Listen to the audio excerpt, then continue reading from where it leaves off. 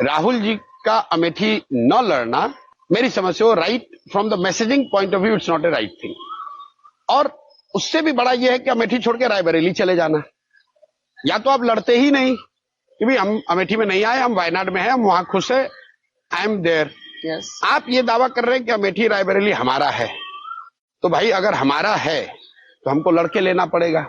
शायद प्रियंका जी ने कल इंटरव्यू में कहा कि मोदी जी भी तो गुजरात से नहीं लड़ रहे हैं, ठीक बात है, लेकिन मोदी जी गुजरात से हार कर नहीं भागे हैं। अगर आप अमेठी जीते हुए थे और तब आपने अमेठी छोड़ दिया होता तो कोई बात नहीं है। मेरी समझ से अगर राहुल जी को एक ही सीट लड़ना था तो आप वाराणसी लड़ लेते, तो समझ में आती भाई कि हम सेकंड सीट लड़ रहे हैं और मोदी को सीधी चुनौती दे रहे हैं। रायबरेली लड़ने का मुझे कोई मतलब स्ट्रेटेजिक और टैक्टिकल कोई सेंस समझ में नहीं आया कि रायबरेली लड़के आप क्या अचीव करेंगे। उससे आप यूपी में या नॉर्दर्न इंडिया में कोई मैसेज दे नहीं रहे हैं। रायबरेली और वायनाड आप जीतेंगे, अगर जीत गए दोनों जगह तो एक जगह आपको छोड़ना ही पड़ेगा, तो एक जगह की जनता डिसअपॉइंट होगी, they will feel let down कि भाई आप क्यों फिर लड़े थे, और जहां से आप हारे उसको आप रीगेन कर नहीं रहे हैं। दूसरा इसका बड़ा नुकसान देखिए, आप रायबरेली से लड़ रहे हैं तो 18 दिन से प्रियंका गांधी अमेठी और रायबरेली में प्रचार कर रही हैं जी।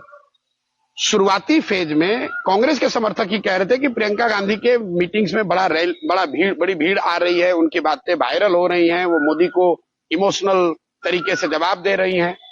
अब 18 दिन अगर आप उनको रायबरेली और अमेठी में रख लिए तो 18 दिन में अगर हर दिन वो 3 मीटिंग भी करती तो कम से कम 50 लोकसभा क्षेत्रों में तो कांग्रेस को फायदा होता।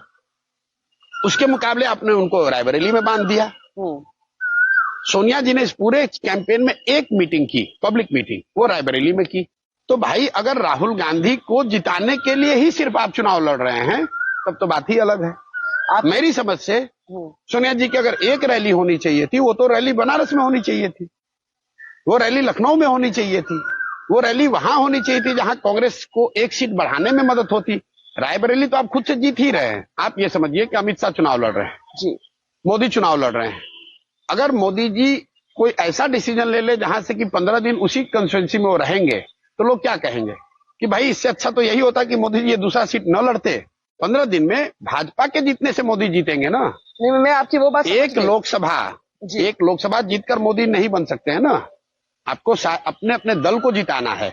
तो उस नजरिए से प्रियंका गांधी का सही है गलत है, ताकत उनकी है नहीं है, इफेक्टिव है नहीं है, बात छोड़ दीजिए।